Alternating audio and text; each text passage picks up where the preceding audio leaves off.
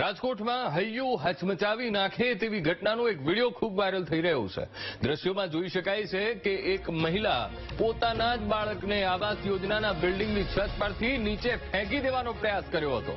જોકે આ બાળકના પિતા સમયસર પહોંચી જતા બાળકનો જીવ બચી ગયો। આ સમગ્ર ઘટનાનો વિડીયો એક વ્યક્તિએ પોતાના મોબાઈલના કેમેરામાં કેદ કરી વાયરલ કર્યો હતો। વિડીયોના આધારે પોલીસે તપાસ શરૂ કરી છે। વિડીયો મુજબ મહિલાએ પોતાના જ બાળક પ્રત્યે ક્રૂરતા દાખવી હતી। જોકે આ કેસમાં પતિએ પત્નીનો બચાવ કર્યો છે। બાળકના પિતા સુદીપભાઈએ જણાવ્યું કે બાળકે છત પરથી લાકડી ફેંકી તે પાડોશીને વાગી હતી। બાળકે લાકડી ફેંકી હોવાથી પત્ની રોષે ભરાઈ અને બાળકને માર માર્યો। બાળક ફરી આવી ભૂલ ન કરે તે માટે તેને ડરાવવાનો પ્રયાસ કરવા તેને આ લટકાવ્યો હતો। વિડીયો બનાવીને ખોટી રીતે વાયરલ કરાયો હોવાનો પિતાએ દાવો કર્યો છે। સમગ્ર ઘટનાને પગલે મકાન ભાડે રાખી રહેતા દંપતીને ઘર ખાલી કરવા મકાન માલિકે હુકમ કર્યો છે। જોકે બાળકના પિતાએ વિડીયો વાયરલ કરનાર વ્યક્તિ સામે કાર્યવાહી કરવાની માંગ કરી છે।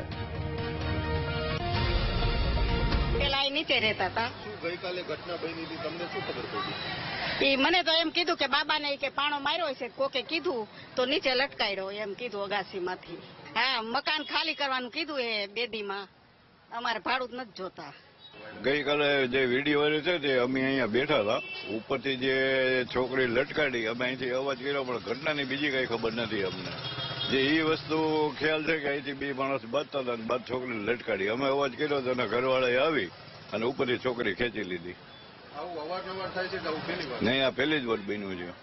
કેટલું ગંભીર કહેવાય, કારણ કે જો કઈ બાળક આ તો અતિ ગંભીર કહેવાય ને, બાળક હાથમાંથી મુકાઈ ગયું હોય, જો નીચે પટકાય તો એની શું દશા થાય? मेरे छोकरे ने तो नीचे नीम का जो नहीं होता है लीमड़ी का, वो नीचे घाप किया होगा। भाई को मेरे बाजू में रहते हैं, उनको लग गया होगा, धोखे से नहीं लग गया होगा, नहीं लगा, मेरे को कोई तो मालूम नहीं था।